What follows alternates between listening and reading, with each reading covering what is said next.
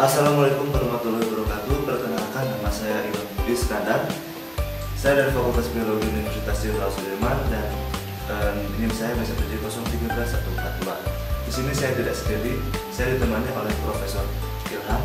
Bagaimana kabarnya? Ya, alhamdulillah baik sekali. Ya, dan perkenalkan, nama saya Profesor Ilham. Di sini saya akan sedikit mengulas tentang genetika.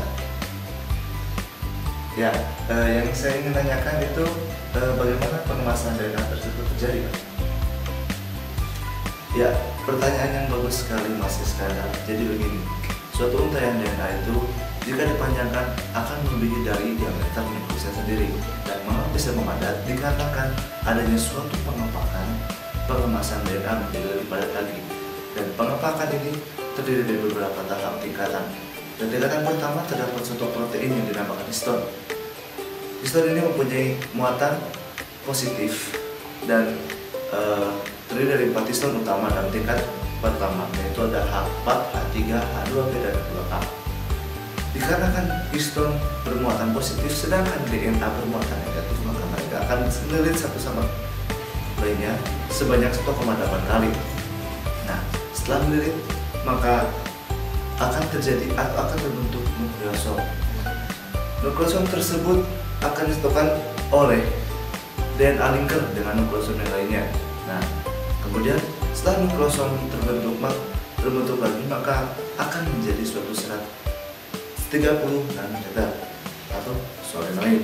Nah, di sini protein atau histone yang kelima itu H1 berperan dalam pemadatan terkondensasinya proses berikutnya. Nah, setelah solenoid terbentuk, maka akan lebih memadat lagi menjadi suatu loop, membentuk suatu loop. Loop ini akan lebih terkondensasi lagi menjadikan namanya kromatid. Ya, dan yang seperti kalian tahu bahwa kromatid ini akan bertemu dengan sisa kromatid pada tahap anafase. Setelah mereka bertemu, maka akan terbentuklah suatu kromosom.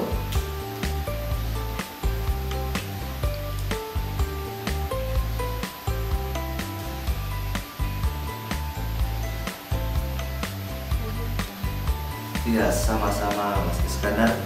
Semoga bisa bermanfaat. Ya, mohon maaf bisa ada kesalahan sedikit.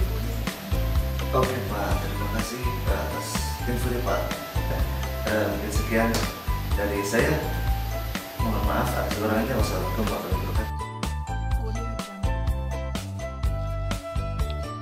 DNA utama pada sel eukariotik dikemas dengan sistem yang sangat efisien dan kompak. DNA pada sel eukariotik dikemas dengan menggunakan protein histone yang terdiri atas 5 macam, yaitu H1, H2A, H2B, H3, dan H4. Protein histone digunakan untuk menggulung molekul DNA. Sekitar 200 base pair DNA digulung dalam satu kompleks histone yang tersusun atas masing-masing 2 molekul H2A, H2B, H3, dan H4, dan 1 molekul H1. Satu kompleks DNA dan protein histone semacam ini disebut sebagai nukleosom. Histone H3 dan H4 tersusun sedemikian rupa membentuk pentramer. Sedangkan 2 histone H2A terletak pada bagian tengah atas partikel nukleosom dan histone H2B terletak di bagian tengah bawah. Fungsi histone H1 adalah untuk mengunci DNA dengan struktur nukleosom tersebut. Dalam satu molekul histone tersebut, DNA digulung kurang lebih 2 kali. Antara nukleosom satu dengan nukleosom yang lain dihubungkan oleh molekul DNA yang tidak berikatan dengan histone sehingga disebut sebagai DNA penghubung, yang panjangnya berkisar 8 sampai 114 pasang besar. Pada arah struktur yang lebih tinggi, kromatin membentuk struktur menyerupai solenoid yang merupakan struktur pilihan nukleosom. Struktur solenoid terkondensasi secara kompak membentuk struktur khas kromosom yang dapat diamati pada saat sel berada pada masa fase. Pembentukan solenoid meningkatkan derajat kondensasi DNA 40 kali. Artinya setiap 1 mikrometer struktur solenoid mengandung 40 mikron DNA.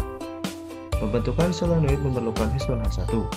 Struktur solenoid selanjutnya dirapatkan lagi membentuk pilihan solenoid. Pilihan solenoid meningkatkan derajat pengemasan menjadi 1000 kali pada saat interfase dan menjadi 10.000 kali pada waktu kromosom berada pada fase mitotik.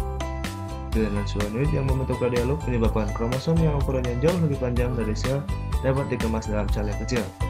Selain protein histone, DNA juga berikatan dengan protein non-histone yang diperlukan untuk replikasi DNA, ekspresi gen sebagai protein regulator maupun protein yang digunakan untuk menstabilkan struktur kromosom.